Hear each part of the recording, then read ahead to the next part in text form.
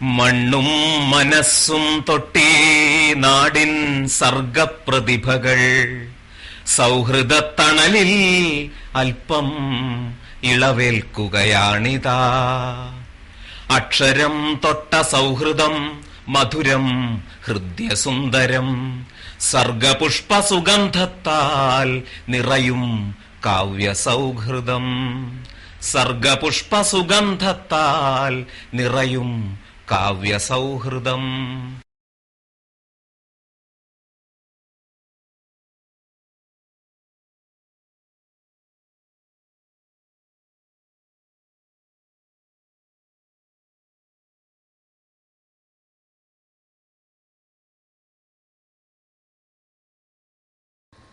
നമസ്കാരം. കാവ്യസൗഹൃദത്തിലേക്ക് ഒരിക്കൽ കൂടി സ്വാഗതം. ഇന്ന് കാവ്യസൗഹൃദത്തിൽ നമുക്ക് അതിഥിയായി എത്തിയിരിക്കുന്നത് കലാനിരൂപകൻ, അധ്യാപകൻ, പ്രഭാഷകൻ, ഇങ്ങനെ വ്യത്യസ്തങ്ങളായ വഴിത്താരകളിലൂടെ വടക്കൻ കേരളത്തിന് പ്രിയങ്കരനായ വത്സൻ പിലിക്കോടാണ്. വത്സൻ പിലിക്കോടുമായുള്ള സൗഹൃദ ഭാഷണം നമുക്ക് ആരംഭിക്കാം.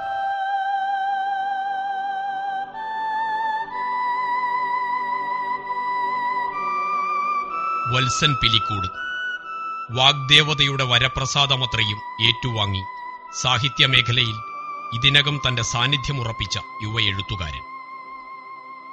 പ്രഭാഷണകലയുടെ മർമ്മം തൊട്ടറിഞ്ഞ് ഇദ്ദേഹം നടത്തുന്ന അക്ഷരസദ്യ അനുവാചകരെ അറിവിന്റെ അനന്തതയിലേക്ക് കൈപിടിച്ചു നടത്താൻ പ്രേരകമാണ്. ആകാശത്തിനു താഴെയുള്ള ഏതു വിഷയത്തെക്കുറിച്ചും നീണ്ട പ്രഭാഷണങ്ങൾ നടത്താൻ മാത്രമുള്ള പാണ്ഡിത്യം വത്സൻ മാഷിനുണ്ട്. 1000-ലധികം പിന്നിട്ട പ്രഭാഷണ വേദികളിലൂടെ അത് തെളിയിക്കപ്പെട്ടതുമാണ്.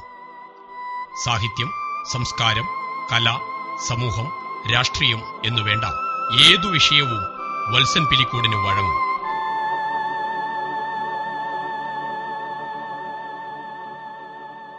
കലയറിവ്, കലകളതിസാദരം, കലയുടെ വർത്തമാനം, സംസ്കാരവും നാഗരികതയും എന്നിവയാണ് ഇദ്ദേഹത്തിന്റെ പ്രസിദ്ധീകൃതമായ പ്രധാന കൃതികൾ. 15 പുസ്തകങ്ങൾ അടങ്ങിയ വിജ്ഞാന പരമ്പരയുടെ പണിപ്പുരയിലാണിപ്പോൾ.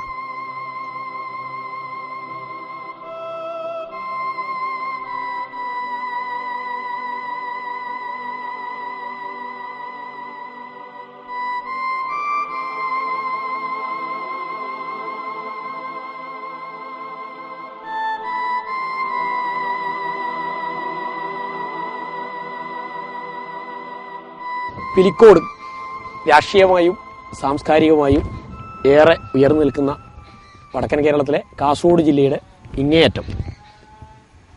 പിലിക്കോട് പോലുള്ള ഇങ്ങനെയുള്ളൊരു ഗ്രാമത്തിൽ, പ്രത്യേകിച്ച് ടി എസ് തിരുമുമ്പിൻ്റെ ജന്മനാട്, ഇങ്ങനെയൊരു ഗ്രാമത്തിൽ ജനിച്ചു വളർന്ന അങ്ങ് ഇന്നൊരു എഴുത്തുകാരൻ എന്ന നിലയിലും പ്രഭാഷകൻ എന്ന നിലയിലും കലാനിരൂപകൻ എന്ന രീതിയിലും അധ്യാപകൻ എന്ന രീതിയിലും ഒക്കെ തൻ്റെതായ സ്ഥാനം നമ്മുടെ സാഹിത്യ സാംസ്കാരിക മണ്ഡലത്തിൽ ഉറപ്പിച്ചു കഴിഞ്ഞു.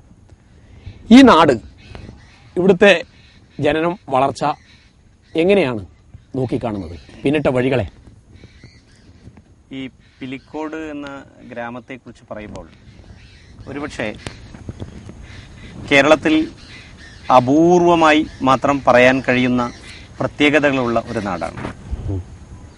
സാധാരണയായി പിലിക്കോട് ഗ്രാമത്തിലെ സാംസ്കാരിക പ്രവർത്തകരോടും രാഷ്ട്രീയ പ്രവർത്തകരോടും കലാപ്രവർത്തകരോടും എഴുത്തുകാരോടുമെല്ലാം പുറം നാടുകളിൽ നിന്ന് ആളുകൾ ചോദിക്കുന്ന ഒരു ചോദ്യമുണ്ട്: താങ്കൾ എങ്ങനെയാണ് ഒരു കലാകാരനായത്, താങ്കൾ എങ്ങനെയാണ് ഒരു സാംസ്കാരിക പ്രവർത്തകനായത് എന്നൊക്കെ. ഒരു പക്ഷേ ഈ ഗ്രാമത്തിന്റെ ചരിത്രം പരിശോധിച്ചാൽ നമുക്ക് മനസ്സിലാകും ഇവിടെ ജനിച്ചവർക്ക് അങ്ങനെയൊന്നും ആകാതിരിക്കാൻ കഴിയില്ല എന്നത്. പ്രാദേശിക ചരിത്രത്തിന്റെ നീരുറവകളിൽ വലിയ ഒരു സത്യത്തെ അടയാളപ്പെടുത്തിക്കൊണ്ടാണ് ഈ ഗ്രാമത്തിന്റെ ചരിത്രം നിലനിൽക്കുന്നത്. ഉദാഹരണത്തിന് പിലിക്കോട് എന്ന പേര് തന്നെ എടുക്കാം. ഈ ഗ്രാമം ഉണ്ടായതിന് പിന്നിലൊരു ചരിത്രമുണ്ട്. ഈ ഗ്രാമത്തിന്റെ പേരുണ്ടായതിന് പിന്നിലൊരു ചരിത്രമുണ്ട്. നമുക്കറിയാം, ഏതൊരു പ്രാദേശിക ചരിത്രവും മിത്തും യാഥാർത്ഥ്യവും കൂട്ടിക്കലർത്തിയിട്ടാണ് അതിന്റെ ചരിത്ര നിർമ്മിതി. അങ്ങനെയെങ്കിൽ 90% മിത്തും 10% യാഥാർത്ഥ്യവും കൂടിക്കലർന്നതാണ് ഈ ഗ്രാമത്തിന്റെ പേരടക്കമുള്ള നിഷ്പത്തി എന്ന് വേണമെങ്കിൽ പറയാം. ആ ഗ്രാമത്തിന്റെ നിഷ്പത്തി എന്ന് വേണമെങ്കിൽ പറയാം. പഴമക്കാർ പറയുന്നത് പുലിയും പശുവും ഒരുമിച്ച് കിടന്നിരുന്ന സ്ഥലമാണ് പിലിക്കോട് എന്നുള്ളതാണ്. നട്ടു വഴക്കങ്ങളിൽ അങ്ങനെ ഒരു കഥയുണ്ട്. പിലിക്കോട് രായരമംഗലം ക്ഷേത്രത്തിന്റെ ചരിത്രവുമായി ബന്ധപ്പെട്ടതാണ് ആ കഥ. ഒരിക്കൽ ക്ഷേത്രം തന്ത്രിയായ കാളകാട് നമ്പൂതിരിപ്പാട് മംഗലാപുരത്തിനടുത്ത ഒരു സ്ഥലത്ത് തന്റെ കുട്ടിച്ചാത്തൻ സേവയുമായി ചെന്നത്രേ. നേരം തെറ്റിയ നേരത്ത് കുളക്കടവിലെത്തിയ അദ്ദേഹം കുളക്കടവിലെ തിരയിളക്കം കണ്ട് സൂക്ഷിച്ചു നോക്കിയപ്പോൾ അങ്ങേ പടവിൽ ഒരു സ്ത്രീ നീരാടുന്നു. നീ ആര് എന്ന് അദ്ദേഹം ആ സ്ത്രീയോട് ചോദിച്ചപ്പോൾ താനാര് എന്ന് മറുചോദ്യമാണത്രേ ഉണ്ടായത്. അങ്ങനെയുള്ള ആശയ സംവാദത്തിനിടയിൽ അങ്ങേക്കരയിൽ കണ്ടത് കാളിയാണ് എന്ന് ഇദ്ദേഹത്തിന് മനസ്സിലായി. ഏതായാലും തന്റെ ചൈതന്യം താങ്കളുടെ കൂടെ ഉണ്ട് എന്ന് പറഞ്ഞ് അദ്ദേഹത്തിന് ഒരു വാൽക്കണ്ണാടി കൊടുത്തത്രേ. ഈ വാൽക്കണ്ണാടി മടക്കയാത്രക്കിടയിൽ പുലിയും പശുവും ഒരുമിച്ച് മയങ്ങുന്നിടത്ത് വെക്കണം എന്നാണ്, പ്രതിഷ്ഠിക്കണം എന്നാണ് അത്രേ പറഞ്ഞത്. വടക്ക് നിന്നും തെക്കോട്ടുള്ള തന്റെ യാത്രയിൽ അദ്ദേഹം പുലിയും പശുവും ഒരുമിച്ച് മയങ്ങുന്നതായി കണ്ടെത്തിയത് ഇവിടെയാണ് എന്നുള്ളത് കൊണ്ട് ആണത്രേ ഇവിടെ പിലിക്കോട് എന്ന് പേരുണ്ടായത് എന്ന് പറയുന്നു. കാലമേറെ കഴിഞ്ഞ് ശാസ്ത്രവും ചരിത്രവുമൊക്കെ ഗൗരവമായി പഠിക്കുന്ന നമ്മുടെ മുൻമുറക്കാരും അതുപോലെ ഞങ്ങളുടെ തലമുറയും ഒക്കെ എത്തിയപ്പോൾ ഇതിനെ മറ്റൊരു രീതിയിൽ വ്യാഖ്യാനിക്കാനാണ് ഞങ്ങൾക്ക് തോന്നിയത്. മിത്തവിടെ നിൽക്കുമ്പോൾ തന്നെ എല്ലാ ജനവിഭാഗങ്ങളിൽ മനുഷ്യന്റെ സ്വഭാവമാണ്. മനുഷ്യർ ചിലത് പുലിയെ പോലെയാണ്, ചിലർ പശുവിനെ പോലെയാണ്. അപ്പോ പുലിയെ പോലുള്ള ആളുകളും പശുവിനെ പോലുള്ള ആളുകളും എല്ലാം ഒരേ വികാരത്തോടെയും ഒരേ വിചാരത്തോടെയും ജീവിക്കുന്ന നാട് എന്ന അർത്ഥത്തിൽ ആയിരിക്കണം ഒരു പക്ഷെ അങ്ങനെ ഒരു കഥ ഉണ്ടായിട്ടുണ്ടാവുക എന്നാണ് ഞങ്ങൾ തിരിച്ചറിയുന്നത്. അതിലുപരിയായി മറ്റൊരു പ്രധാനപ്പെട്ട പ്രത്യേകത ഗുരുദേവന്റെ കണ്ണാടി പ്രതിഷ്ഠയാണ് എനിക്ക് ഓർമ്മ വരുന്നത്. നമ്മളെ തന്നെ കണ്ണാടിയിൽ തെളിയിക്കുക എന്ന, അതുതന്നെ നാം കാണുക എന്ന, അതുതന്നെയാണ് നമ്മുടെ ദൈവവിചാരം എന്ന ഒരു വലിയ ചരിത്ര സത്യമാണ് ഗുരുദേവൻ നമുക്ക് കാണിച്ചു തന്നിട്ടുള്ളത്. ഒരുപക്ഷെ വാൽക്കണ്ണാടി പ്രതിഷ്ഠയുള്ള കേരളത്തിലെ അത്യപൂർവം ക്ഷേത്രങ്ങളിൽ ഒന്നാണ് ഈ പിലിക്കോട് രായരമംഗലം ഭഗവതി ഇവിടെ. അപ്പൊ അതിൽ നിന്ന് നമുക്ക് മനസ്സിലാക്കാൻ കഴിയുന്നത് എന്താണ്? ഈ ഗ്രാമത്തിലെ ജനത കാലങ്ങൾക്കും കാതങ്ങൾക്കും മുൻപേ കാര്യങ്ങൾ ചിന്തിച്ചിരുന്നു എന്നുള്ളതാണ്. അവരുടെ പിന്മുറക്കാർ എന്ന നിലയിൽ നമുക്ക് അതിൽ നിന്ന് വഴിവിട്ട് സഞ്ചരിക്കാൻ കഴിയില്ല. അതുകൊണ്ടാണ് ഞാൻ പറഞ്ഞത് ആ ഒരു രാഷ്ട്രീയ ബോധവും ആ ഒരു സാംസ്കാരിക പാരമ്പര്യവും, ആ ഒരു രാഷ്ട്രീയ പ്രബുദ്ധതയും ആ ഒരു സാംസ്കാരിക പ്രബുദ്ധതയും ഒരു കലാപാരമ്പര്യവും എല്ലാം ഈ ഗ്രാമത്തിലുണ്ട്. അതുകൊണ്ട് തീർച്ചയായും ഇവിടെ നിന്ന് വരുന്ന ഒരാൾക്ക് കലാകാരനാവാതിരിക്കാൻ കഴിയില്ല, കലാസ്നേഹിയായിരിക്കാൻ എഴുത്തുകാരനാവാതിരിക്കാൻ കഴിയില്ല, കലാസ്നേഹിയാവാതിരിക്കാൻ കഴിയില്ല. ഒരുപാട് മണിയാട്ട്, പിന്നെ അതുപോലെ തന്നെ പിന്നെ ഇപ്പം ഇവിടെ CB ബാലകൃഷ്ണൻ ഉണ്ട്, EP രാധഗോപാല മാഷുണ്ട്. വളരെ അടുത്ത് കയ്യെത്താവുന്ന ദൂരത്ത് സാഹിത്യ പ്രതിഭകളുടെ ഒരു വലിയ മണ്ണാണ് യഥാർത്ഥത്തിൽ ഇത് എന്ന് പറയാം. നമുക്ക് ഓർമ്മിക്കേണ്ടത് TS തിരുമുമ്പിനെയാണ്. ഈ നാടിനെ വിപ്ലവബോധം കൊണ്ട് ഉഴുതുമറിച്ച കവി എന്ന അർത്ഥത്തിൽ തീണ്ടാടി വന്ന പരദേശികളെ ഭവാന്മാർക്കുണ്ടാകുമോ കരുണ ഞങ്ങളിൽ എന്തുകൊണ്ടും കൊണ്ടാടി നാടിതു ഭരിച്ചതു കണ്ടു വേണ്ട വേണ്ട മടങ്ങുകിനി വന്ന പടിക്കു തന്നെ എന്ന 4 വരി കവിത കുറിച്ചതിന്റെ പേരിൽ 6 മാസം ജയിൽ ശിക്ഷ അനുഭവിച്ച ലോകത്തിലെ ആദ്യത്തെ കവി എന്റെ അയൽവക്കക്കാരനായ TS തിരുമുമ്പായിരുന്നു എന്ന് ഓർക്കുമ്പോൾ എഴുതാതിരിക്കാൻ കഴിയില്ല, പ്രസംഗിക്കാതിരിക്കാൻ കഴിയില്ല. അതിനുമപ്പുറമാണ് CVയുമായുള്ള സൗഹൃദം. എന്റെ അടുത്ത സുഹൃത്തും എന്റെ അയൽവക്കക്കാരനുമായ മലയാളത്തിന്റെ പ്രിയപ്പെട്ട പുണ്യം, അക്ഷരപുണ്യം CV ബാലകൃഷ്ണൻ. ഇതുപോലുള്ള വ്യക്തിത്വങ്ങളുമായുള്ള സഹവാസവും സഹവർത്തിത്വവും കൊണ്ടാണ് ഞങ്ങളിലെ എഴുത്തുകാരും കലാകാരന്മാരും എല്ലാം രൂപപ്പെടുന്നത്. ഇപ്പോൾ ധാരാളം കുട്ടികൾ ഞങ്ങളുടെ നാട്ടിൽ നിന്ന് എഴുതി തെളിയുന്നുണ്ട്. ഭാഗ്യവശാൽ അവരുടെ കവിതകളും കഥകളും ഒക്കെ തിരുത്തി കൊടുക്കുവാനുള്ള ഒരു ഭാഗ്യം എന്നിൽ വന്നു ചേരാറുണ്ട്. തീർച്ചയായിട്ടും ഇങ്ങനെയുള്ള സൂര്യന്മാർക്കിടയിൽ ചെറിയ നക്ഷത്രം ആയി നിൽക്കാൻ, അല്ലെങ്കിൽ അതിലും ചെറിയ വാക്കുകൾ ഉണ്ടെങ്കിൽ അത് പറയാനാണ് ഇഷ്ടം. അങ്ങനെ നിൽക്കുന്നത് ഒരു ഭാഗ്യമാണ് എന്ന് തന്നെയാണ് ഞാൻ കരുതിയിട്ടുള്ളത്. അധ്യാപനത്തിലൂടെയാണ് ഔദ്യോഗിക ജീവിതത്തിലേക്ക് കടക്കുന്നത്. കുറേ കാലം സമാന്തര വിദ്യാഭ്യാസ സ്ഥാപനങ്ങളിലെ പേരെടുത്ത അധ്യാപകന്മാരിൽ ഒരാളായിരുന്നു അത്. സമാന്തര വിദ്യാഭ്യാസ മേഖല ഒരുപാട് പ്രതിസന്ധികൾ നേരിടുന്നുണ്ടെന്ന്. സമാന്തര വിദ്യാഭ്യാസ മേഖലയിൽ പഠിപ്പിച്ചുകൊണ്ടാണ് പിന്നീട് സർക്കാർ മേഖലയിലേക്ക് ആദ്യം LD ക്ലർക്ക്, ലാസ്റ്റ് ഗ്രേഡ് ആയി, പിന്നീട് ഇപ്പോൾ ഹയർ സെക്കൻഡറി അധ്യാപകനായിട്ട് അങ്ങ് സേവനമനുഷ്ഠിക്കുന്നു. അതിനിടയിൽ ഒരുപാട് നിരവധി ബിരുദങ്ങൾ, ബിരുദാനന്തര ബിരുദങ്ങൾ, ഡോക്ടറേറ്റിന്റെ പടിയിലെത്തി നിൽക്കുന്നു. അപ്പോൾ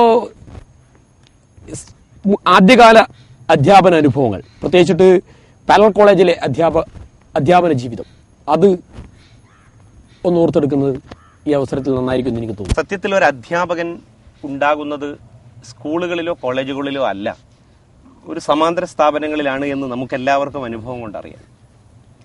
ഒരു പക്ഷേ അന്ന് അധ്യാപകനാകാനുള്ള താല്പര്യം കൊണ്ടല്ല, ജീവിക്കാനുള്ള ഒരു സമരമായിരുന്നു പാരലൽ കോളേജിൽ നാം എത്തപ്പെടുന്നതിന് പിന്നിലുള്ളത്. പക്ഷേ പലരും വിസ്മരിച്ചു പോകുന്ന പാരലൽ കോളേജ് എന്ന ഇടത്തെ കേന്ദ്രീകരിച്ച് ജീവിതത്തിൽ വിജയിച്ചിട്ടുള്ള പലരും ഇപ്പോൾ തങ്ങളുടെ വഴി മറന്നു പോകുന്നുണ്ട്. സമൂഹത്തിൽ മേൽക്കൈ നേടിയ ഉദ്യോഗങ്ങളിലൊക്കെ വ്യാപരിക്കുന്ന പലരും പാരലൽ കോളേജിൽ നിന്ന് പഠിച്ചിറങ്ങിയവർ കൂടിയായിരുന്നു. അത് പറയാനും അവർക്ക് ജാള്യതയുണ്ട്. പക്ഷേ എൻ്റെ സാഹിത്യ സാംസ്കാരിക ജീവിതത്തിലും പ്രഭാഷണ കലയിലും അധ്യാപനത്തിലുമെല്ലാം നിർണായകമായ സ്വാധീനം ചെലുത്തിയിട്ടുണ്ട് പാരലൽ കോളേജ് ജീവിതം എന്ന് പറയുന്നതിൽ യാതൊരു മടിയുമില്ല എനിക്ക്. കാരണം അത് അങ്ങനെ മടിക്കേണ്ട കാര്യവുമല്ല. ആയിരക്കണക്കിന് കുട്ടികളെ നമുക്ക് അക്ഷരവിദ്യ പഠിപ്പിച്ച് അറിവിൻ്റെ ലോകത്തെത്തിക്കാൻ കഴിഞ്ഞു എന്നുള്ളത് ഒരു കാര്യം. അതോടൊപ്പം തന്നെ നമ്മളെപ്പോലുള്ള ശരാശരി വരുമാനക്കാരുടെ തുടർ പഠനങ്ങളും ഇന്നൊരു പക്ഷേ ഈ ഒരു നിലയിൽ എത്തിയിട്ടുണ്ട് എങ്കിൽ അതിന് അടിസ്ഥാനമിടുന്ന എല്ലാ നടപടിക്രമങ്ങളും ഉണ്ടായത് ഇത്തരം സമാന്തര കോളേജുകളിൽ നിന്ന് തന്നെയാണ്. തീർച്ചയായും ഇന്ന് നമ്മുടെ സമാന്തര വിദ്യാഭ്യാസ മേഖല നേരിടുന്ന ഒരുപാട് പ്രതിസന്ധികളുണ്ട്. പ്രത്യേകിച്ചിട്ട് നമ്മുടെ മാനവിക വിഷയങ്ങൾ പഠിക്കാനുള്ള വിദ്യാർത്ഥികളുടെ താല്പര്യക്കുറവ്. എല്ലാ രക്ഷിതാക്കളും കുട്ടികളെ ഡോക്ടറോ എഞ്ചിനീയറോ ആക്കി മാറ്റുക എന്നുള്ള രീതിയിലേക്ക് മാറുന്നു. ഒരു +2 അധ്യാപകൻ എന്നുള്ള രീതിയിൽ ഇപ്പോഴത്തെ നമ്മുടെ രക്ഷിതാക്കളുടെ ഈ ആകുലതകളെ എങ്ങനെ നോക്കിക്കാണും? നമുക്കറിയാം, എപ്പോഴും ആകുലതകളും വ്യാകുലതകളും ഉണ്ടായത് രക്ഷകർത്താക്കൾക്ക് മാത്രമാണ്. കുട്ടികളെ അത് ബാധിച്ചിട്ടേ ഇല്ല. ഇപ്പോൾ പക്ഷേ മത്സരങ്ങളുടെ അളവ് കുറച്ച് കൂടുതലാണ് എന്ന് മാത്രമേ ഉള്ളൂ. ജീവിതത്തിലേക്ക് എത്താൻ വേണ്ടിയുള്ളൊരു മത്സരമായി വിദ്യാഭ്യാസത്തെ കാണുമ്പോൾ ഈ മത്സരത്തിൽ ജയിക്കുവാൻ വേണ്ടി എന്തൊക്കെ വഴികളാണ് തേടേണ്ടത് എന്ന് പലരും കൂടിയിരുന്ന് ആലോചിക്കുകയാണ്. ഈ ആലോചനയ്ക്ക് പുറത്താണ് കുട്ടി എന്നുള്ളത് കൊണ്ട് കുട്ടിയുടെ ഒരു താല്പര്യവും ഇവിടെ ആരും പരിഗണിക്കുന്നില്ല. അച്ഛനും അമ്മയും ചേർന്ന് തീരുമാനിക്കുന്ന ചില അജണ്ടകൾ നടപ്പിലാക്കപ്പെടാൻ വിധിക്കപ്പെട്ട ഒരു യന്ത്രമായി കുട്ടി മാറുകയാണ്. തീർച്ചയായും ഒരു ഹയർ സെക്കൻഡറി കുട്ടികളെ പഠിപ്പിക്കുന്ന അധ്യാപകൻ എന്ന നിലയിൽ എനിക്ക് തോന്നിയിട്ടുള്ളത്, പണ്ടുകാലങ്ങളിൽ നമ്മളെപ്പോലുള്ള ആളുകൾ കോളേജിൽ പഠിക്കുന്ന കാലങ്ങളിൽ, പ്രീ ഡിഗ്രിയും ഡിഗ്രിയും ഒക്കെ പഠിക്കുന്ന കാലങ്ങളിൽ ഭാവനാസമ്പന്നമായിരുന്നു നമ്മുടെ ലോകം. പക്ഷേ ഇന്ന് ഭാവനാ ദരിദ്രമാണ്. അതിന് പ്രധാനപ്പെട്ട കാരണം എന്ന് പറയുന്നത് സംസ്കാരത്തെക്കുറിച്ച്, ചരിത്രത്തെക്കുറിച്ച്, പൈതൃകത്തെക്കുറിച്ച് ഒന്നുമുള്ള ഒരു പൊതുബോധം ഈ കുട്ടികളിൽ ഇല്ല എന്നുള്ളതാണ്. അതുകൊണ്ട് തന്നെയാണ് മാനവിക വിഷയങ്ങൾ തിരസ്കരിക്കാൻ കുട്ടികളും തയ്യാറാവുന്നത് എന്നുള്ളതാണ്. പക്ഷേ ഇത്തരത്തിൽ മാനവികമായ വിഷയങ്ങളെ തിരസ്കരിച്ചുകൊണ്ട് എത്ര കാലം മുന്നോട്ട് പോകാൻ കഴിയും നമുക്ക്? അതാണ് നല്ല എഞ്ചിനീയർമാരും നല്ല ഡോക്ടർമാരും മാത്രം ഉണ്ടായി വരുന്നത് കൊണ്ടാണ് മറുഭാഗത്ത് നല്ല കള്ളന്മാരും നല്ല കൊള്ളക്കാരും ഉണ്ടായി വരുന്നത് എന്ന് കൂടി പറയാൻ തീർച്ചയായും ഞാൻ ആഗ്രഹിക്കുന്നത് അതുകൊണ്ടാണ്.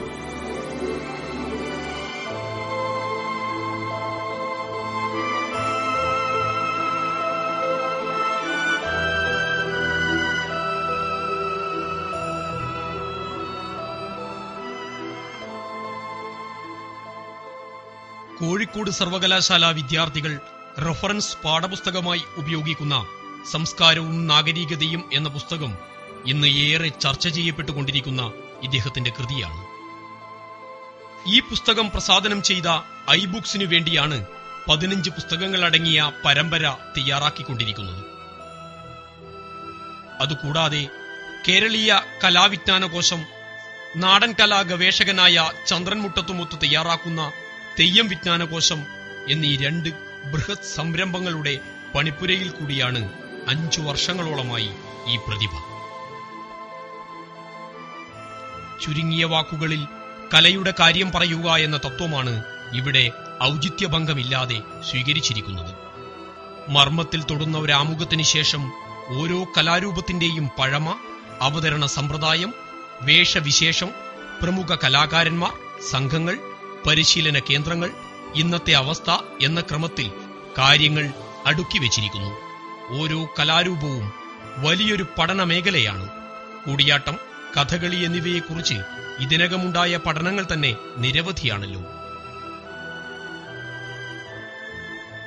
ഈ സാഹചര്യത്തിൽ പ്രാഥമികമായി അറിയേണ്ട കാര്യങ്ങൾ ഒട്ടും വാചാടോപമില്ലാത്ത നല്ല സംഗ്രഹണ സാമർഥ്യത്തോടെ പ്രധാനാശയങ്ങളൊന്നും വിട്ടുപോകാതെ വിന്യസിക്കാനാണ് ഗ്രന്ഥകാരൻ ശ്രമിച്ചു കാണുന്നത്. അക്കാദമിക സമൂഹത്തിനും പൊതുവായനക്കാർക്കും കലാവിമർശകർക്കും കലാകാരന്മാർക്കു തന്നെയും ഈ റെഡി റഫറൻസ് ഗ്രന്ഥം സഹായകമായി തീരും.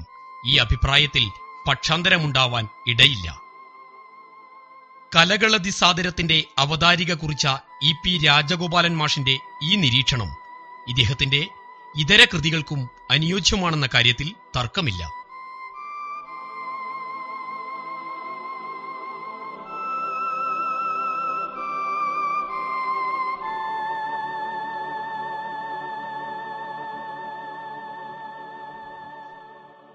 പാടുന്ന പടവാളെന്ന് വിശേഷിപ്പിക്കപ്പെടുന്ന വിപ്ലവകവി ടി.എസ്. തിരുമുമ്പടക്കം നിരവധി മഹാരഥന്മാരുടെ ജന്മം കൊണ്ടും കർമ്മം കൊണ്ടും പവിത്രമായ പിലിക്കോട് ഗ്രാമപഞ്ചായത്തിലെ എരവിലിൽ പരേതനായ ചിരക്കര കുഞ്ഞിക്കണ്ണൻ നായർ പടിഞ്ഞാറ്റത്ത് കാർത്യായനി ദമ്പതികളുടെ മകനായി 40 വർഷങ്ങൾക്ക് മുൻപാണ് വത്സൻ മാഷിന്റെ ജനനം.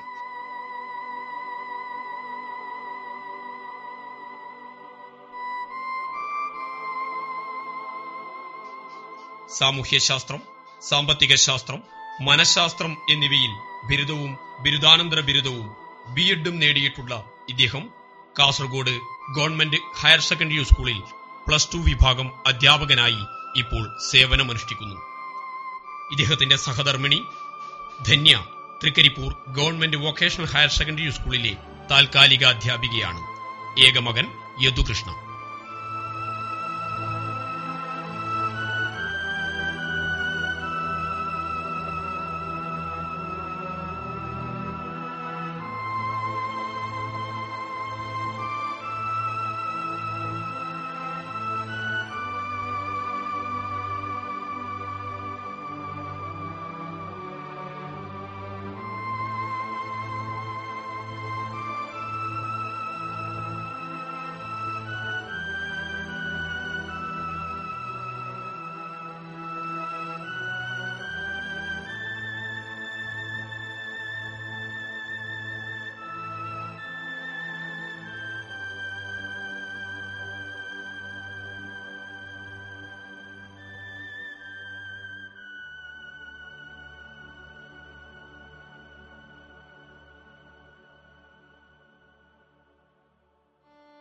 കവിതയുടെ വഴികളിലൂടെയാണ് രചനാ വഴികളിലേക്ക് വത്സൻ മാഷ് കടന്നു വരുന്നത് എന്നാണ് എൻ്റെ ഓർമ്മ. ഒരുപാട് കവിതകൾ എഴുതിയിട്ടുണ്ട്. പക്ഷെ പിന്നീട് കലാനിരൂപണത്തിന്റെ മേഖലകളിലാണ് കൈവച്ചത്. പ്രസിദ്ധീകരിച്ച 4 പുസ്തകങ്ങളും കലയുമായി ബന്ധപ്പെട്ട പുസ്തകങ്ങളാണ്. ആദ്യത്തെ കൃതി കലയറിവ്, കലകളുടെ ദിസാദരം, കലയുടെ വർത്തമാനം, സംസ്കാരവും നാഗരികതയും. കലകളുടെ ഈ പ്രത്യേകിച്ച് നമ്മുടെ കലാനിരൂപണം അത്രയൊന്നും സാധ്യതകൾ വളരെ കുറഞ്ഞ, പ്രത്യേകിച്ചിട്ട് ഒരുപാട് ബെസ്റ്റ് സെല്ലറായ ഒരു പുസ്തകം കലകളെ പറ്റി അങ്ങനെ ആ കലകളുമായി ബന്ധപ്പെട്ടിട്ടുള്ള ആൾക്കാരാണ് ഈ പുസ്തകങ്ങൾ കൂടുതൽ വായിക്കല്. പക്ഷെ അങ്ങയുടെ പുസ്തകങ്ങളെല്ലാം വളരെ ലളിതമായ പുസ്തകങ്ങളാണ്.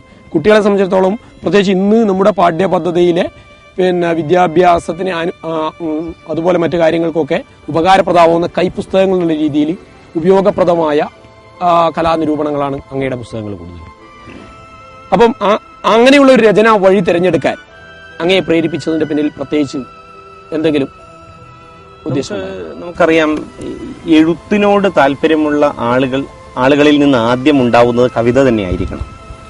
എല്ലാ വിഖ്യാതരായ പല കഥാകൃത്തുക്കളും പല നോവലിസ്റ്റുകളും ആദ്യം എഴുതി തുടങ്ങിയത് കവിതകളാണ് എന്ന് കേട്ടിട്ടുണ്ട്. അതുകൊണ്ടൊന്നുമല്ല, കവിതകളോടുള്ള ഒരു താല്പര്യം കൊണ്ട് കവിത എഴുതി തുടങ്ങിയതാണ്. കോളേജിൽ പഠിക്കുന്ന കാലഘട്ടങ്ങളിൽ എസോൺ, ഇന്റർസോൺ പോലെയുള്ള മത്സരങ്ങളുമായി ബന്ധപ്പെട്ട് കവിതകളും കഥകളും ഒക്കെ ധാരാളം എഴുതി, സമ്മാനങ്ങളും ധാരാളം കിട്ടിയിട്ടുണ്ട്. അപ്പൊ അതൊരു വാശി, അത് പിന്നീട് തുടരാൻ കാരണമായി എന്നുള്ളതാണ്. പിന്നെ ഈ ജീവിത സമരത്തിനിടയിൽ നമുക്ക് അത് തുടർന്നു കൊണ്ടുപോകാൻ കഴിഞ്ഞില്ല എന്നുള്ളതാണ്. പക്ഷെ അന്ന് ധാരാളം കവിയരങ്ങുകളും മറ്റും ഉണ്ടായിരുന്നത് കൊണ്ട് നിരന്തരമായി പുതിയ ഒരു കവിയരങ്ങിൽ നിന്ന് മറ്റൊരു കവിയരങ്ങിൽ എത്തുമ്പോൾ ഒരു പുതിയ കവിത വായിക്കണം എന്നുള്ള ശാഠ്യം അന്നത്തെ എല്ലാ കവികൾക്കും ഉണ്ടായിരുന്നു. ഉദാഹരണത്തിന് നാലപ്പാടം പത്മനാഭൻ, ദിവാകരൻ, വിഷ്ണുമംഗലം, മാധവൻ പുറച്ചേരി പോലുള്ള ആളുകൾ, ലബ്ധപ്രതിഷ്ഠരായി ഇപ്പോൾ കവിതാരംഗത്തുള്ള ആളുകൾ കവിത എഴുതിയ കാലഘട്ടത്തിൽ തന്നെയാണ് ഞാനും കവിതകൾ എഴുതി തുടങ്ങിയത്.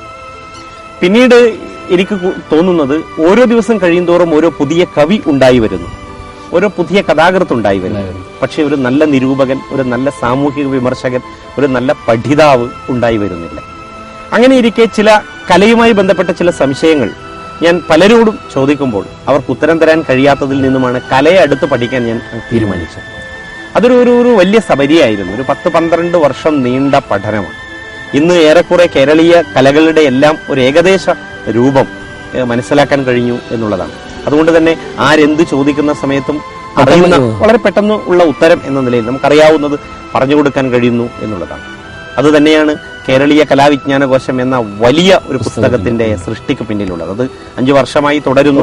ഇനിയും ഒരു 5 വർഷം കഴിയുമ്പോൾ മാത്രം പുറത്തിറക്കാൻ കഴിയുന്ന ഒരു വലിയ വിജ്ഞാനകോശമായിട്ടാണ് അത് വിഭാവനം. മറ്റൊരു പുസ്തകം കൂടിയും അതുപോലെ ഒരു എന്റെ സുഹൃത്തായ നാടൻ കലാഗവേഷകൻ ചന്ദ്രൻ മുട്ടത്തുമായി ചേർന്നുകൊണ്ട് തെയ്യം വിജ്ഞാനകോശം എന്ന പേരിൽ മറ്റൊരു കൃതി കൂടി ഞങ്ങൾ രചിച്ചുകൊണ്ടിരിക്കുകയാണ്. അതിനും കാലതാമസം വേണ്ടിവരും പുറത്തിറങ്ങാൻ. ഇതിന്റെ ഒരു പ്രശ്നം എന്ന് പറയുന്നത്, ഇപ്പോൾ തെയ്യം ഒരുപാട് പേർ കാണുന്നുണ്ട്. തെയ്യത്തെക്കുറിച്ചും തോറ്റത്തെക്കുറിച്ചും ഒക്കെ ബോധ്യമുണ്ട്. പക്ഷെ അതിന്റെ ഉള്ളറകൾ, അതിന്റെ അണിയറകൾ, അതിന്റെ സാങ്കേതിക പദാവലികൾ, ഇത്തരം കാര്യങ്ങളെക്കുറിച്ച് പലരും ഇപ്പോഴും അജ്ഞരാണ്. അപ്പൊ അതുകൊണ്ട് തന്നെ അതേക്കുറിച്ചൊക്കെയുള്ള വിശദമായ ഒരു പാഠം വരുന്ന തലമുറയ്ക്ക് മുന്നിൽ അവതരിപ്പിക്കുക എന്നുള്ള ഒരു യജ്ഞമാണ് യഥാർത്ഥത്തിൽ വലിയൊരു സമ്പത്ത് തന്നെയായിരിക്കും. കാരണം എന്താ പറഞ്ഞാൽ നാളത്തെ തലമുറ ഇതൊന്നും അറിയാതെ പോകരുത്. തീർച്ചയായിട്ടും അയ്മനം കൃഷ്ണ കൈമളിനെ പോലെയുള്ള ഒരു വ്യക്തി ഉണ്ടായിരുന്നത് കൊണ്ട് മാത്രമാണ് കഥകളി വിജ്ഞാനകോശം നമുക്ക് കിട്ടിയത്. ഈ വിജ്ഞാനകോശം എഴുതുക എന്ന് പറയുന്നത് അത്ര എളുപ്പമുള്ള കാര്യമല്ല. പല തിരക്കുകളും മാറ്റിവെച്ചുകൊണ്ട് വേണം നമുക്കിത് എഴുതാൻ. ഒരുപാട് ഗവേഷണങ്ങൾ, വലിയ പരീക്ഷണ നിരീക്ഷണങ്ങൾ, ജീവിതത്തിന്റെ വലിയ മണിക്കൂറുകൾ നാം മാറ്റിവെക്കേണ്ടതുണ്ട്. ഇനി അങ്ങനെ വന്നാൽ തന്നെയും ഒരുപക്ഷെ 10 വർഷത്തിനുള്ളിൽ ഇങ്ങനെ ഒരു പുസ്തകം മാത്രമേ എഴുതാൻ കഴിയൂ. പക്ഷേ ആ പുസ്തകം വ്യക്തി എന്നതിനപ്പുറം ഒരു സമൂഹത്തിന് ഗുണം ലഭിക്കുക എന്നുള്ള ഒരു താല്പര്യത്തിന്റെ പുറത്താണ് ഇത്തരം ശാഠ്യങ്ങൾ ഏറ്റെടുക്കുന്നത് എന്നുള്ളതാണ്. പ്രസിദ്ധീകരിച്ച 4 പുസ്തകങ്ങളിൽ ഏറ്റവും ഇഷ്ടപ്പെട്ട പുസ്തകം ഏതാണ്? ഏറ്റവും ഇഷ്ടപ്പെട്ടത് സംസ്കാരവും നാഗരികതയും എന്ന പുസ്തകം. ഏറ്റവും ഒടുവിൽ കാലിക്കറ്റ് സർവകലാശാലയുടെ റഫറൻസ് പാഠപുസ്തകമായി പരിഗണിക്കുന്ന പുസ്തകം. അതിന്റെ ഒരു പ്രത്യേകത എന്താണോ ഞാൻ പ്രഭാഷണങ്ങളിൽ പറയാറുള്ളത് അതെല്ലാം അതിൽ എഴുതാൻ കഴിഞ്ഞിട്ടുണ്ട് എന്നുള്ളതാണ്. കലയിൽ നിന്ന് അല്പം മാറി സമൂഹവും സാംസ്കാരികവുമായ ഒരു വായനയാണ് അതിൽ നടത്തിയിട്ടുള്ളത്. പൊതുവെ പ്രഭാഷണത്തിൽ നിലനിൽക്കുന്ന സാമൂഹിക പ്രശ്നങ്ങളെ ഇഴകീറി പരിശോധിക്കാനാണ് ഞാൻ ശ്രമിക്കാറുള്ളത്. സമൂഹം, ജീവിതം, മതം, രാഷ്ട്രീയം തുടങ്ങി ആധുനിക സമൂഹത്തെ ബാധിക്കുന്ന ഏതാണ്ട് എല്ലാ പ്രശ്നങ്ങളിലും എൻ്റെ വാക്കുകൾ കയറി ചെല്ലാറുണ്ട് എന്നുള്ളതാണ്. ഒരു സാമൂഹിക വിമർശകൻ എന്ന അർത്ഥത്തിലല്ല, ഒരു സാമൂഹിക നിരീക്ഷകൻ എന്ന അർത്ഥത്തിൽ ചില കാര്യങ്ങൾ ജനങ്ങളുടെ മധ്യത്തിൽ അവതരിപ്പിക്കാൻ കഴിഞ്ഞു എന്നുള്ളതാണ്. അപ്പൊ അത്തരം കാര്യങ്ങളെല്ലാം വളരെ വിശദമായി എഴുതാനുള്ള ഒരു സ്പേസ് ഈ സംസ്കാരവും നാഗരികതയും എന്ന പുസ്തകത്തിൽ ഉണ്ടായി എന്നുള്ളത് കൊണ്ടാണ് ആ പുസ്തകത്തെ ഞാൻ കുറച്ചുകൂടി കൂടുതൽ, എല്ലാ പുസ്തകങ്ങളും ഒരു എഴുത്തുകാരനെ സംബന്ധിച്ചിടത്തോളം ഏറ്റവും പ്രിയപ്പെട്ടവയാണ്. കാരണം അതിന്റെ പിന്നിൽ ഒരു വലിയ സാധനയുണ്ട്. പക്ഷേ ഈ പുസ്തകം കുറച്ചുകൂടി വ്യത്യസ്തമാണ് എന്നുള്ളത് കൊണ്ട് ഞാൻ അതിനെ കൂടുതൽ സ്നേഹിക്കുന്നു. 15 പുസ്തകങ്ങളുടെ ഒരു പരമ്പരയുടെ കാര്യം സൂചിപ്പിച്ചിരുന്നു.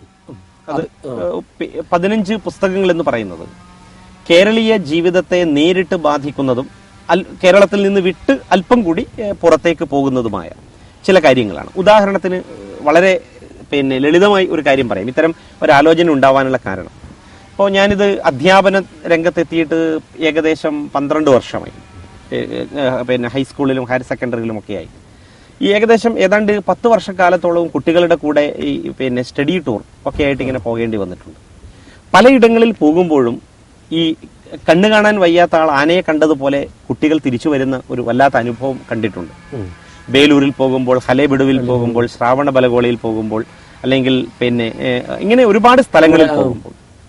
എന്നാൽ ഇത്തരം കാര്യങ്ങളെ സംബന്ധിച്ച് ഒരു മുന്നറിവ് ഒരാൾക്കുണ്ടെങ്കിൽ അവിടെ പോകുന്ന ഒരാളെ സംബന്ധിച്ചിടത്തോളം ആ യാത്ര ഒരു വലിയ വിജയമായിരിക്കും.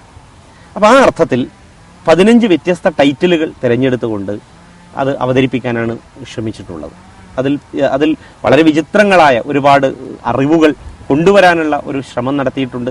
അത് ഏറെക്കുറെ വിജയിച്ചിട്ടുണ്ട് എന്നുള്ളത് തന്നെയാണ് എൻ്റെ ബോധ്യം. അത് അടുത്ത ജനുവരിയിൽ പുറത്തിറക്കണം എന്നുള്ള ആഗ്രഹത്തിലാണുള്ളത്. iBooks കോഴിക്കോട് തന്നെയാണ് അതിന്റെ പ്രസാധകരായി ഇരുന്നത്. ഒരുപാട് പുസ്തകത്തിന് രാജഗോപാലൻ മാഷ് അവതാരി എഴുതിയിട്ടുണ്ട്. സുധീഷ് മാഷ്, VR സുധീഷ് മാഷ്, കുരിപ്പുഴ ശ്രീകുമാറാണ് പുസ്തക പ്രകാശനം നിർവഹിച്ചത്. കേരളത്തിലെ ഒട്ടുമിക്ക എഴുത്തുകാരുമായിട്ട് നല്ല ഒരു സൗഹൃദം വത്സൻ മാഷ്ക്കുണ്ട്. പലപ്പോഴും അവരുമായിട്ടുള്ള ആ ഒരു ബന്ധം വളരെ ദൃഢമായ ബന്ധം തന്നെയാണെന്നാണ് ഞാൻ വിശ്വസിക്കുന്നത്. ഈ സൗഹൃദം, ഈ ഒരു കൂട്ടായ്മ ഒരുക്കിയെടുക്കാൻ എങ്ങനെ സാധിച്ചു? നമുക്ക് അറിയാൻ കഴിയുന്ന വളരെ പ്രധാനപ്പെട്ട ഒരു കാര്യം, പണ്ട് എഴുത്തുകാരും സാഹിത്യകാരന്മാരും ഒക്കെ നമ്മുടെ പരിധിക്ക് പുറത്തായിരുന്നു. പക്ഷേ എഴുത്തുകാരുമായി അടുത്ത് പരിചയപ്പെടുമ്പോഴും നമ്മെ അവർ തിരിച്ചറിയുമ്പോഴുമാണ് അവർ എത്ര ലാളിത്യമുള്ളവരാണ് എന്ന് നമുക്ക് തിരിച്ചറിയുക. തീർച്ചയായിട്ടും നേരത്തെ സൂചിപ്പിക്കപ്പെട്ട പേരുകൾ, VR സുധീഷ് ഞാൻ ഏറെ ഇഷ്ടപ്പെടുന്ന ഒരു കഥാകൃത്താണ്. അതുപോലെ ശ്രീ കുരിപ്പുഴ ശ്രീകുമാർ, അതുപോലെ ശ്രീ CV ബാലകൃഷ്ണൻ. ആ പരമ്പര ഇങ്ങനെ നീണ്ടുപോവുകയാണ്. പുനത്തിൽ കുഞ്ഞബ്ദുള്ള, ഇങ്ങനെ നീണ്ടുപോവുകയാണ്. തീർച്ചയായിട്ടും സുകുമാർ അഴീക്കോട് അടക്കം, മുകുന്ദൻ, പിന്നെ വൈശാഖൻ, ഒരുപാട് ആ പേരുകൾ ഇങ്ങനെ പോയാൽ, സേതു, ഇങ്ങനെ എം എസ് തൃപ്പൂണിത്തറ, അങ്ങനെ ഒരുപാട് പേർ. അതുപോലെ പ്രഭാഷണ രംഗത്ത് KN പോലെയുള്ള ഒരുപാട് ആളുകളുമായി നല്ലൊരു സൗഹൃദം ഉണ്ടാക്കിയെടുക്കാൻ കഴിഞ്ഞു. സൗഹൃദം ഉണ്ടാവുന്നത് എന്തുകൊണ്ടാണെന്ന് ചോദിച്ചാൽ, കൊടുക്കൽ വാങ്ങലുകൾക്ക് കൊടുക്കാൻ പറ്റില്ലെങ്കിലും വാങ്ങാൻ കഴിയും എന്നുള്ളതാണ്. നമ്മുടെ വിചാരങ്ങൾ പങ്കുവെക്കാനും ആ വിചാരങ്ങളിലെ ശരിയെ നിലനിർത്താനും തെറ്റിനെ തിരുത്താനും ഒക്കെയുള്ള ഒരു സാധ്യത തീർച്ചയായിട്ടും ഇത്തരം ബന്ധങ്ങൾ കൊണ്ട് ഉണ്ടാവുന്നുണ്ട് എന്നുള്ളതാണ്.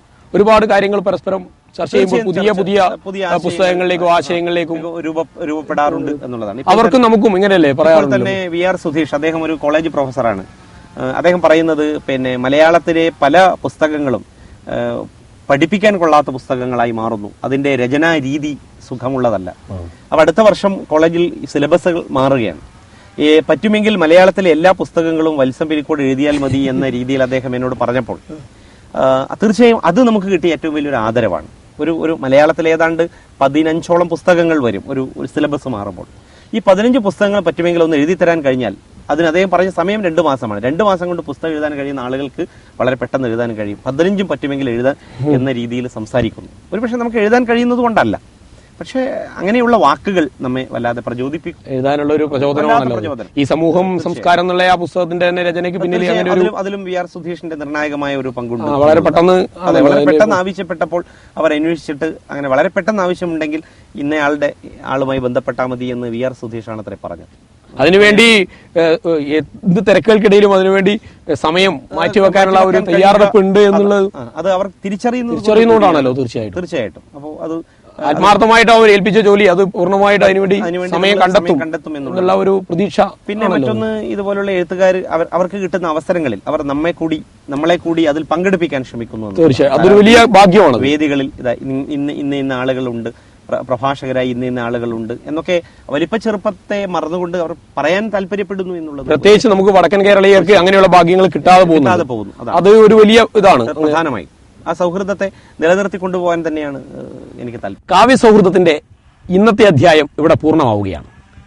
വത്സൻ പിലിക്കോടുമായുള്ള സൗഹൃദ ഭാഷണം അവസാനിക്കുന്നില്ല. അടുത്ത ആഴ്ചയും നമ്മുടെ കാവ്യ സൗഹൃദത്തിൽ അതിഥിയായി വത്സൻ പിലിക്കോടിനെ കാണാം. മണ്ണും മനസ്സും തൊട്ടേ നാടിൻ സർഗപ്രതിഭകൾ സൗഹൃദത്തണലിൽ അല്പം ഇളവേൽക്കുകയാണിതാ.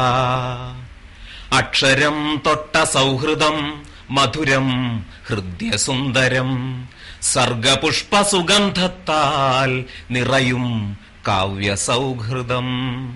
സർഗപുഷ്പസുഗന്ധത്താൽ നിറയും കാവ്യസൗഹൃദം.